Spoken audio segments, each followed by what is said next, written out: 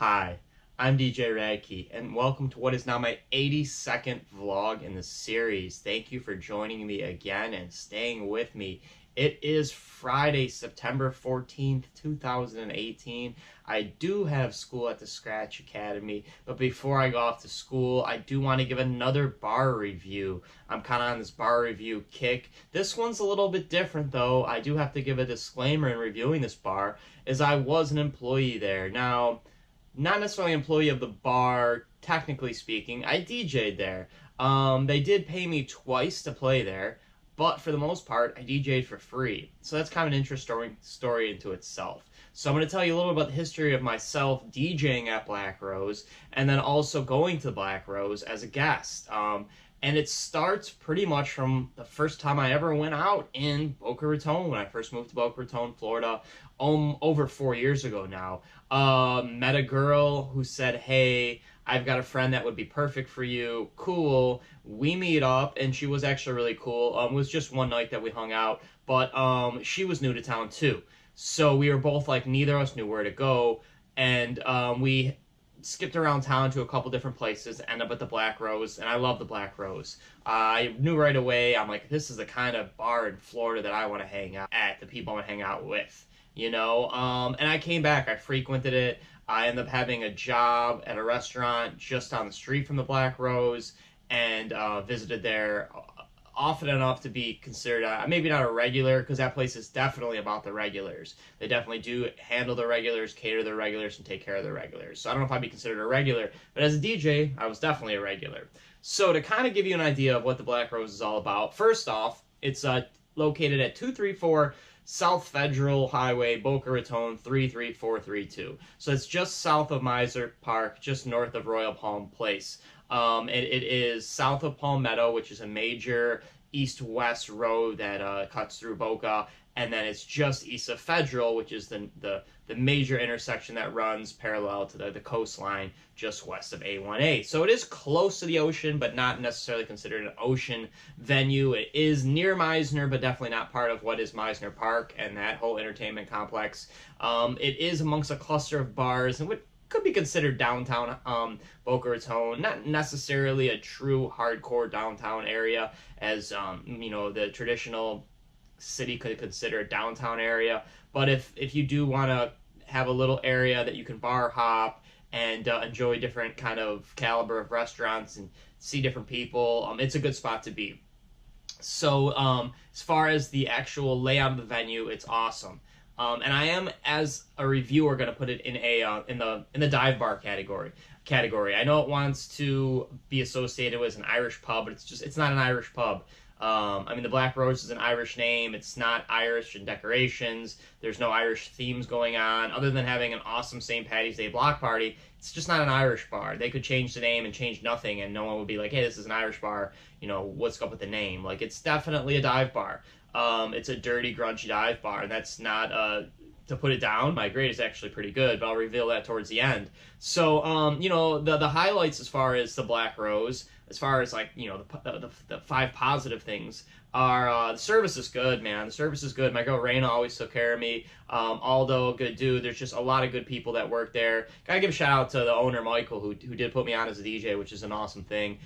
He was there. A lot of good people that work there. So staff was solid. You know, a quote that I did read on Facebook was, the bartenders are nice, but could really care less about you unless you went to high school with them, which is funny, kind of true-ish a little bit. They definitely gravitated towards their friends and people they knew, and I went in there, you know, not as a DJ, months after I was DJ and was being served or trying to get service from people who didn't know I was a DJ there, and they would, you know, talk to their friends for 15 minutes, maybe 15 minutes, exaggeration. They would talk to a friend or a person they knew for a couple minutes without even acknowledging I was there.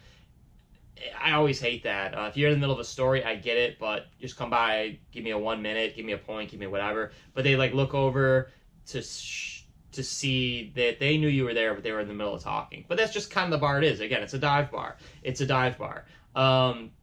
But yeah, service is good. You know, ultimately, service is good. Management's good. They run it good. The location is great. I mean, solid location. Couldn't be any better.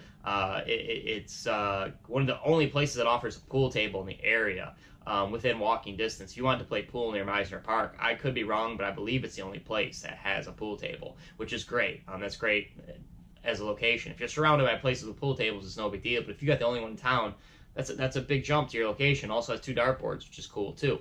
The atmosphere, solid. I mean, the atmosphere is there. You get a mix of rich, well-to-do Boca resort people. You get a mix of tourists. You get a mix of Meisner Park people. You get it's not too far from Florida Atlantic University, so you get college kids. You get kids that can't get in other bars, get kicked out of other bars. Black Rose, lets pretty much everybody, old and young, come through their doors and enjoy a good time. And I do like the Black Rose. I'm digging it. The atmosphere is incredible. Like I said, I've been there before I was DJ. They have great Halloween parties. They have great events. They cater to, obviously, the locals, but they definitely do a good job of getting people in, of all mixes, all races, all ethnic groups, all social economic status. It's just a melting pot, and the atmosphere is solid at the Black Rose, which is just key to any good dive bar, is the atmosphere, of course.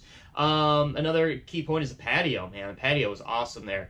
It actually is, not to get confused with Beer Garden, the place I DJ'd and spoke about, but it has it's what I would consider a beer garden. It feels like you're outside in a garden. It's got the ivy, it's got the picnic tables, it's got some plant life, vegetation. It feels like you're outside in a garden, and you can drink beer, which is awesome. Great combination. And it's such a dichotomy to what is the dive bar inside. So it's almost like you're at 2 different venues. I mean, if you go there, you have the inside, which is a raucous dive bar, and you open the door, and the music is really sealed off, and they might have an event outside, or a acoustic reggae band, or a sporting event. It's almost like you're going to 2 places, which I love. I love places that have a basement or an upstairs, or you're there but you have options, and that's definitely one of them, which is a rare find, to have a place that has almost operating as 2 different venues. People hang out on the outside are almost different from the people that hang on the inside. So again, shout out to the patio. One of the best, probably one of the best one in Boca. I might be missing something, but definitely one of the better patios in Boca. And then, of course, not necessarily the number 5th reason, but one of the should be the top reason, is they gave me my start. Again, shout out to Michael, the owner, and basically the manager. He put me on. I went in there one day, actually almost 2 years ago to the day. Almost 2 years ago to the day, when looking back historically, it was October 4th, was my first performance at the Black Rose as an unpaid DJ on Tuesday nights. I rocked there every Tuesday night. I played at the Black Rose every Tuesday night, with some exceptions, for a solid year, until there was a little controversy in another bar that I had played at, and kind of a conflict of interest, and an unhappy owner who said, "You're not playing here anymore." And I'd play here the other day. I miss playing there. I would love to play there. I would love a phone call one day that says, "Hey man, it's been a while, come on back." I asked the owner to come back. I asked an assistant manager, and I asked one of the bar backs also to put in a word for me, and I never could get the job back, which was a super bummer. I love playing there, and every night I played, it was always interesting. I started, like I said, in October 4th, 2016, and it was during busy season, so it was great. And then the summer slowed down, things kind of waned, and I explored other options, and you make decisions in life. It wasn't a bad decision. I did what I had to do at the time, but unfortunately I wasn't able to play the Black Rose anymore. So I miss playing there. I don't go there as a guest so much. It's been a while, and I don't live near the area anymore, but do like it. So with that being said, those are my 5 positive things, and I do want to give a grade of an A-. An A- is a dive bar. There's really nothing I can say negative about it, but I'm a critic, of course. I am a critic, and I do want to say some few negative things about it. But it is an A-, a great score, of course. It is open from 12 p.m. To 2 a.m. It does have that late night crowd, late night vibe, the grungy feel to it.